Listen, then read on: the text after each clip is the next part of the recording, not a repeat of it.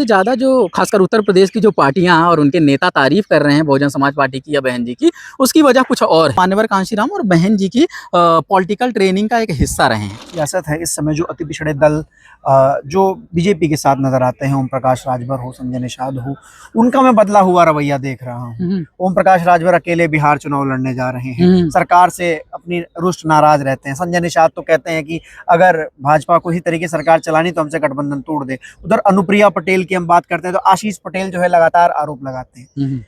भाजपा के घटक दलों का भाजपा से नाराज होना और इनमें से कुछ लोगों का हम देख रहे हैं कि बहन जी या बीएसपी को फेवर करना, ये मात्र एक मीडिया अटेंशन पाने वाली चीज है, क्योंकि जो ऑडियंस है बीएसपी का, जो वोटर्स का ऑडियंस बेस बहुत बड़ा है, या फिर ये कुछ बदलाव की ओर भी इशारा करता है कि जो अति पिछड़े दल थे, जो कभी रिप्रेजेंटेशन के नाम पर, आरक्षण के नाम पर 17 में भाजपा के साथ गए थे, अब वो ऊक गए हैं।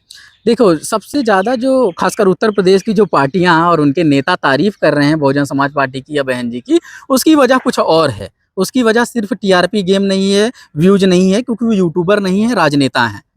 उनके पूरा मामला ये है कि एक तो उनकी कंडीशनिंग और नर्सरी हुई है मान्यवर कांशीराम की उसी पाठशाला से, जिसमें बराबर का योगदान बहन जी का भी है। ये कहना डिमीन करना होगा कि उनकी पाठशाला के सब शिष्य हैं, क्योंकि जो पाठशाला एक बीएसपी पार्टी के रूप में हुई तो दोनों लोग साथ चलाना शुरू किए। तो वो क्या है कि वो मान्यवर कांशीराम और बहन जी की पॉलिटिकल ट्रेनिंग का एक हिस्सा रहे हैं। अपने अपने राजनीतिक हितों, बनी हुई परिस्थितियों, कुछ कम्युनिकेशन गैप की वजह से सब अलग अलग हुए, अलग अलग पार्टियां बनाए, चाहे वो सोनेलाल जी हों, चाहे वो ओम प्रकाश राजभर हों, चाहे फिर स्वामी प्रसाद मौर्य हो, कहीं अन्य दल में शामिल होना, ये सारी चीजें। अब क्या है कि जब उनसे उस ओपिनियन पे पूछा जाएगा, एक ही नेता का देखिएगा, जब उनसे पूछोगे उनकी राजनीति के बारे में, तो बात करते करते ऐसे लगेगा जैसे मुरीद हो गए, चाहे वो ओम प्रकाश राजभर हो, चाहे वो स्वामी प्रसाद मौर्य हो, यहाँ तक कि नसीमुद्दीन सिद्दीकी की मैं बात कर रहा हूँ, यहाँ तक कि सोनेलाल पटेल की पार्टी में जब आप बात करेंगे कृष्णा पटेल या पल्लवी पटेल से, अनुप्रिया पटेल क्योंकि पूरी तरह से इन्वॉल्व है बीजेपी के साथ, तो बचती हैं इस तरह के बयान देने से बस। तो बात ये है कि सबकी एक राजनीतिक नर्सरी जो हुई है ना, वो खुल के आ जाता है। लेकिन जब उस पर पॉलिटिकल कमेंट मांगोगे कि किसको फायदा पहुंचा रहे हैं, किसको नुकसान, तो तुरंत वो कमेंट कर देंगे बीजेपी की बी टीम या ये टीम या बीजेपी के साइड हैं, तो बोलेंगे राजनीतिक रूप से अब वो डूब रही हैं, ये हो रहा है। तो सिर्फ राजनीतिक बयानबाजी में वो आलोचना करते हैं, उस चीज से वो इनकार नहीं कर सकते, चाहे वो निषाद समाज के लोग हों, चाहे वो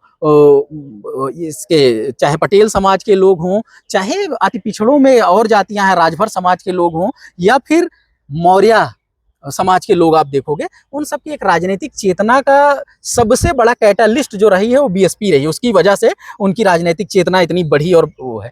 तो उनके समाज के नेता भी कभी उनके राजनीतिक और सामाजिक योगदान को खंडन नहीं करते, सिर्फ राजनीतिक रणनीतियों के खंडन करते हैं। तो उनकी तारीफ को इस तरह देखा जाना चाहिए, और वो हमेशा चाहते भी हैं कि बीएसपी के साथ आएँ, लेकिन बहन जी का जो तेवर और जो तरीका होता है वो उनको पास आने से रोकता है। लेकिन परिस्थितियां देखकर बिल्कुल गठबंधन करने चाहिए, और ये कहना ठीक है।